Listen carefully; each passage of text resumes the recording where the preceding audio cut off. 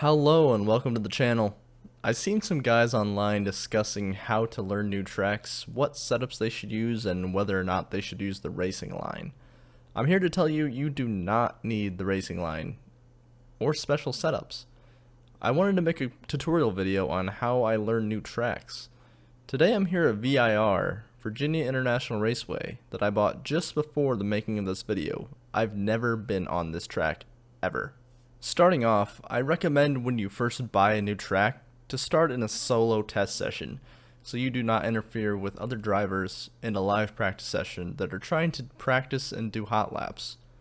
Once you're in the session, you may be asking yourself, what should I do about a setup?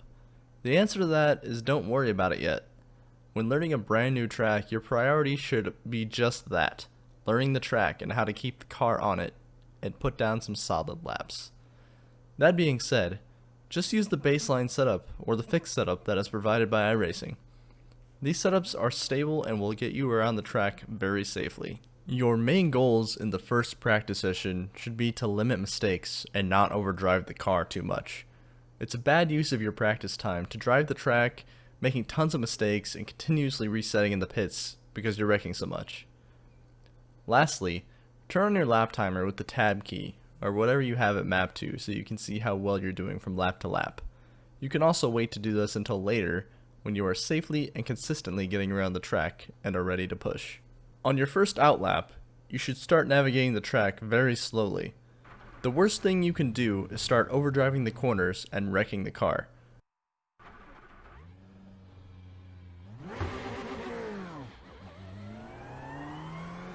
As you approach your first corner, you should identify the brake markers. Many turns have physical brake marker signs for you to use. You should start with the furthest brake marker and keep working your way down as you feel needed lap after lap. The idea is that you want to brake as late as possible and give your car a nice smooth braking force and then trail it off and get on the gas and maximize your efficiency.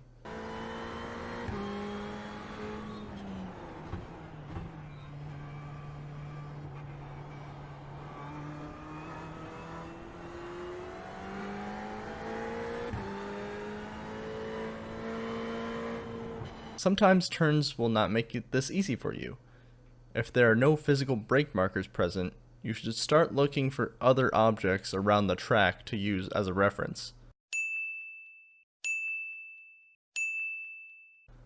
These can be objects such as parts of the track, parts of the curbs, trees, and any other scenery you can see.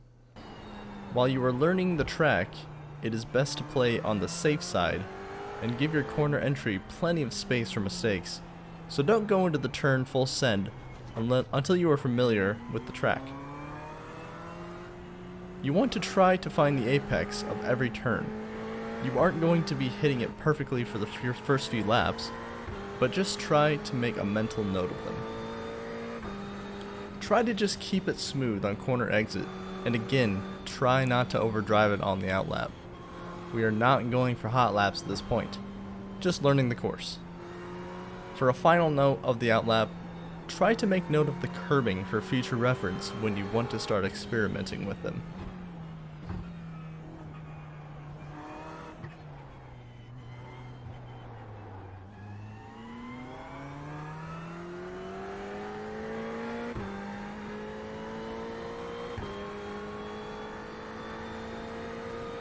Sometimes the track will have oddities like the one I'm approaching where there's a hill, but also brake markers on the side, and I really can't tell what's happening over the hill.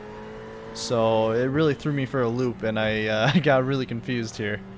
But because I didn't full send it over the hill, I was able to back off a little bit and give myself plenty of time to figure out what was going on over that hill. So I will try to remember that for the next lap.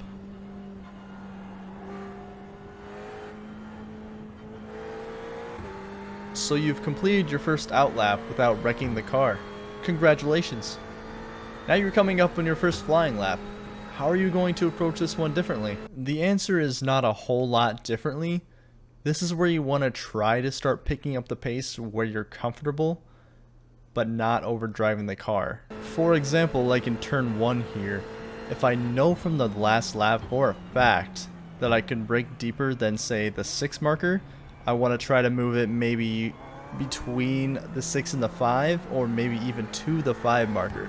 It just really depends how you were feeling on the last lap. And the same thing goes for turns like this with the 3 buildings.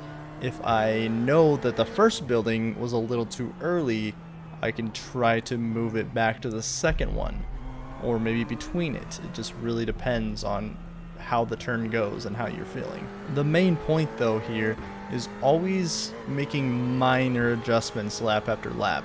You don't want to overdrive it and put it in the wall. You just want to get nice clean laps in and slowly push it. And that pretty much covers the core fundamentals of how to learn a new track. At this point, it's pretty much just rinse and repeat.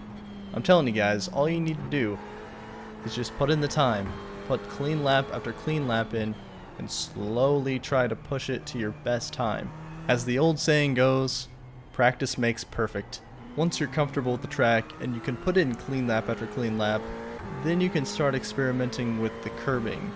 All cars are different. Some can handle certain curbs very well, and some really get upset by certain curbs. So you really want to do your own experimentation with this and find out how the car handles. Once you've fully acquainted yourself in a solo test session, then it's time to go ahead and join a live session and get around other drivers and compare times. One extra tip that I'd like to give that I use from time to time still is, once I get in the session, I like to find one of the fast guys who are putting in really good times and have a really good pace, and I just watch some of their laps and I see what they're doing different from me and where I can improve my time.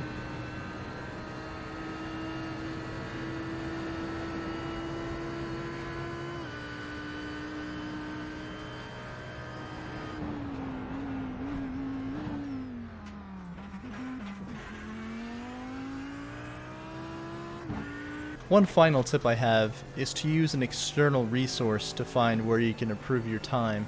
I highly recommend VRS. I know a lot of guys will say I don't want to pay for another service on top of the iRacing subscription, but I've used it on and off for quite a while now, and it's more than just setups.